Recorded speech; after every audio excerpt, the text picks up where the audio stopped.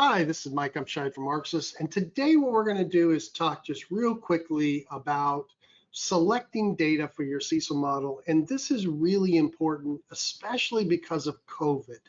And let me kind of explain what I mean. So for the vast majority of our clients, in fact, almost on every pool, maybe not 100%, but let's say 90% of our clients and their pool structures, charge-offs during COVID have, in some cases, steeply fallen off. In other cases, have fallen off. And so when you get ready to start looking at your modeling, let's say it doesn't make a difference what model. If it's the WAR method, well, if you're bringing in averages from COVID, those averages are going to be way lower in your average than the pre-COVID. So one of the things you really need to do is to understand what your charge-offs have been since COVID. So I always use March 20th as kind of our dividing line.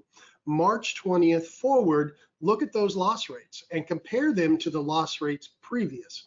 And if those loss rates have really declined for your pool, the question you need to ask yourself is, should I utilize that as part of my average? And lots of times, when we look at the data, we're going to say no, don't, because it's so much different. And also, when you think about it, what a lot of clients are saying is, COVID happened, but now we expect things to kind of go back to normal, which would be pre-COVID data. So let me give you an example. No matter which method you're running, let's say you have a 7-year pool, so you've got 7 years of data for a WAR method, but 3 of those years are now COVID years. So what you want to do is you want to get rid of those 3 years out of your average, because they're going to bring down your average and not be realistic. And you want to add 3 years previous.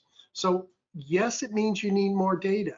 If not, what you need to do, and this is really important, is understand and maybe adjust your numbers up to include the fact that that's COVID percentages are not really what you expect in the future. Because remember, what you're supposed to be doing is having the best estimate that you can come up with. And part of that is your historical data plus the adjustment of the data. So those COVID years really need to be looked at really closely to see how are they affecting your averages? Are they going to bring it down? Do we need to adjust it?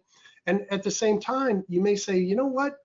Maybe we need to bring the whole charge-off number up, or maybe just the COVID piece. So have a really good look at your COVID loss rates compared to pre-COVID, and really make sure that it makes sense in how you're building your models. By the way, you can also look at maybe how your past dues are starting to go. Now, for most of our clients, some of their past dues are starting to pick up now after COVID. Some are still trending at the same line. So you just want to take a look at everything as you look at it and really make sure you've got it correct. All right, this is Arxis talking about pre and post-pandemic charge-offs and how you need to make sure that you've adjusted your data for the loss cycles that were lower during COVID.